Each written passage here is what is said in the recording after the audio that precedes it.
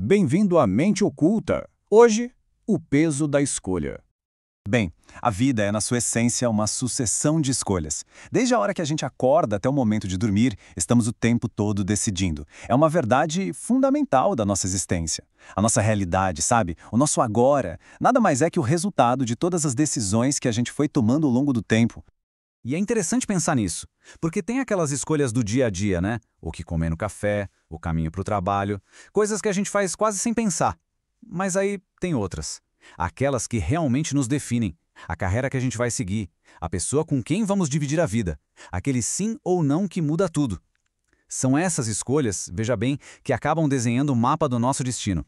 E é aqui que chegamos no ponto central da nossa conversa de hoje. É que nenhuma escolha é de graça. Não mesmo. Cada caminho que a gente escolhe significa deixar outros para trás. E essa renúncia, ela tem um peso. Um peso que a gente sente onde? Lá dentro, na nossa consciência. A consciência funciona como um espelho da moralidade do que a gente faz. Então, isso tudo nos leva a uma pergunta fundamental, né? Qual é o verdadeiro preço da liberdade?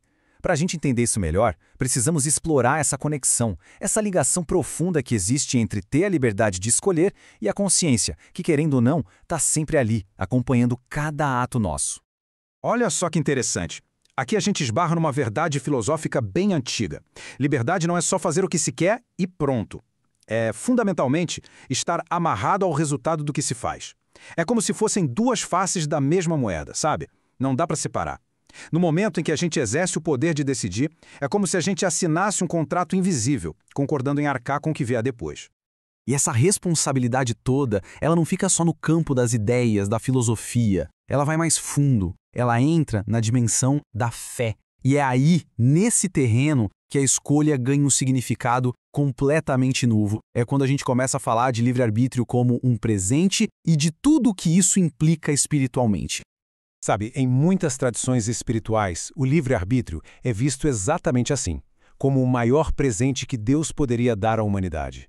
Pensa bem, é a nossa capacidade de escolher nosso próprio caminho, de amar, de cometer erros, de aprender com eles e crescer. No fundo, é isso que nos torna essencialmente humanos. Só que esse presente da liberdade não vem com passe livre para a gente não se responsabilizar, entende? As leis de causa e efeito, elas continuam valendo tanto aqui no mundo material quanto no espiritual. Tudo que a gente faz gera um eco. E quem tem que responder por esses ecos somos nós mesmos. E isso nos leva a um conceito bem forte. A ideia da aposta. O que seria isso? Bem, é quando a gente toma uma decisão importante baseado só no que a gente acha que sabe, na nossa própria cabeça, sem buscar uma orientação maior, seja por uma oração, meditação ou simplesmente uma reflexão mais profunda. Quando se faz isso, na essência, se está apostando. É como jogar com o próprio destino, confiando cegamente no entendimento que, vamos combinar, pode falhar. E essa ideia de apostar no escuro, ela nos coloca bem no meio de um conflito que todo mundo conhece. Um conflito interno. Aquela tensão entre fazer o que é certo e fazer o que é mais fácil. É o dilema de sempre, né? Coragem de um lado, conforto do outro. E essa é uma verdade que a gente ouve há séculos em vários ensinamentos espirituais. O próprio Jesus é um exemplo disso. O caminho do que é certo, da integridade, da honestidade, muitas vezes é o caminho mais difícil, o mais íngreme e até o mais solitário. E o dilema é exatamente este. O caminho do que não é correto, o caminho da conveniência, ele muitas vezes se parece com um atalho, né? Parece mais rápido, mais confortável, mais vantajoso, pelo menos no começo. Já o caminho do bem, esse exige coragem, exige paciência, muitas vezes exige sacrifício. A grande prova de fogo é justamente essa. Qual caminho a gente vai escolher, independentemente do que parece ser mais fácil?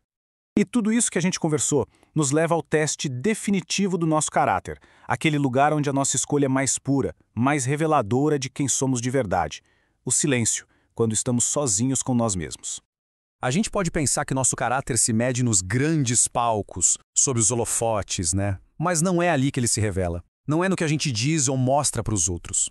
A verdadeira medida são as escolhas que a gente faz quando ninguém está olhando. É aí, na quietude, quando não tem aplauso para ganhar, nem crítica para temer. Aquela decisão de devolver a carteira que achou no chão, de falar a verdade mesmo que uma mentira fosse mais fácil, de ajudar alguém sem esperar nada em troca, São essas pequenas grandes escolhas que vão tecendo, fio a fio, a essência de quem somos. É isso que define quem a gente realmente é. Então, fica aqui uma pergunta, não para ser respondida para fora, mas para ser feita no silêncio do próprio coração. O que temos escolhido quando ninguém está vendo?